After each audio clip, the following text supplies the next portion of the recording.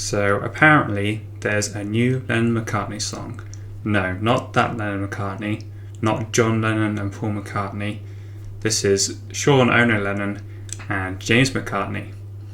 This came out just over a week ago, and yeah, it was released by James McCartney, but it's a collaborative effort with Sean Ono Lennon apparently, which means it can be called a Lennon-McCartney song, which obviously has garnered the song a lot of attention because it's a Lennon-McCartney song. That's obviously a very famous collaborative name. So really it's a very clever marketing tactic, although I don't think it really helps with some of the Nepo baby accusations.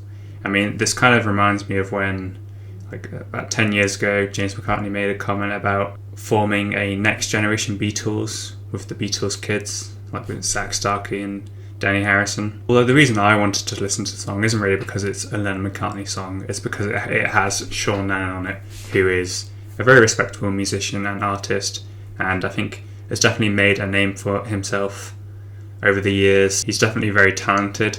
I mean, people are still going to call him a Nepo baby because both his parents are obviously very famous. But personally, I listen to a lot of Sean Lennon's music, and I think he's a genuinely great artist on his own. So I thought, well, I'll give the song a go because it's got Sean Lennon on it, so maybe it'll be pretty decent. I don't really have any interest in James McCartney's music. I haven't really heard much of it. I know earlier in the year he released a song called Beautiful. I didn't listen to the song, but I heard a snippet of it, and it didn't sound very good to me. Although I was thinking that maybe the Lennon-McCartney credit is maybe exaggerating a bit. Like, maybe it's more like James McCartney wrote the song, but Sean Lennon happens to be playing on it, and from that he called it Lennon-McCartney. But it'd be a bit cheap to do that, I think. With the Beatles, with the Lennon-McCartney thing, it was like every time either John Lennon or Paul McCartney did a song, it would get the Lennon-McCartney credit, even if the other one had nothing to do with it. So like, okay, A Day in the Life and We Can Work It Out, they sound very collaborative, so Lennon-McCartney makes sense. But then songs like Yesterday or Julia, it doesn't really make sense that it's Lennon-McCartney. But I feel like if you're going to bring back that thing, the Lennon-McCartney thing, it should be a very collaborative song. So you'd think that would be the case with this song. So I've listened to the song twice, which is more than enough. And do I think it's worthy of the Lennon-McCartney title? Well, not really. It's not very good. The song is called Primrose Hill, by the way, which immediately I just think of songs like Strawberry Fields Forever and Penny Lane, especially Strawberry Fields. The lyrics do remind me of Strawberry Fields a bit. I'm not saying he's ripping off the song or anything, but you can't help but draw those comparisons. I think he said Primrose Hill is like somewhere in Scotland. I don't know. So I've listened to the song twice, and it's just a bit of a mess, really, in terms of the production, the recording aspect of it, and the mixing. It's a mess. I mean, at the beginning, in the intro, you can hear this guitar that sounds very out of tune. Even I can tell that, so I don't know how that got missed. And the song itself is just pretty unremarkable.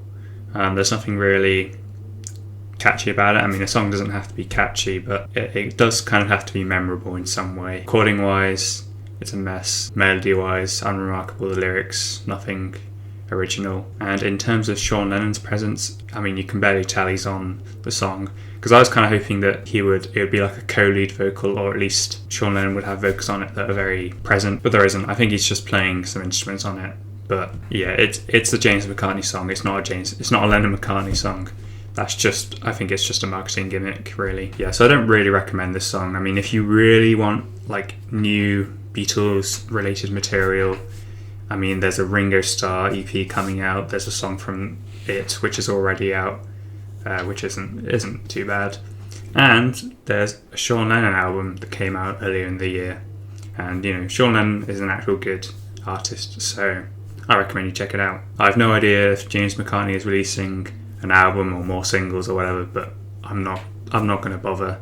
Even if he gets Danny Harrison and Zach Starkey on those songs or whatever, I just don't care. I only listen to the song because Sean Lennon's on it, and I like Sean Lennon, but the song's it's pretty crap. So It's funny, the only reason I knew about this song is because the podcast, the Beatles podcast, Nothing Is Real, they made a tweet saying there's rumours of a Lennon-McCartney song or something like that. And this was before it got officially announced or released.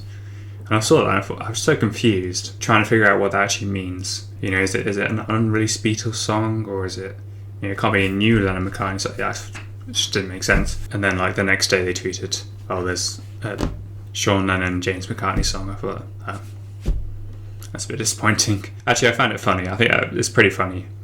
I mean, it's all like a marketing gimmick, but I think it's funny that you can say, yep, there's a new Lennon-McCartney song. Is it a Beatles song? No, but it is a Lennon-McCartney song. Anyway, that's all I have to say about it, so hopefully I'll see you again soon, and goodbye.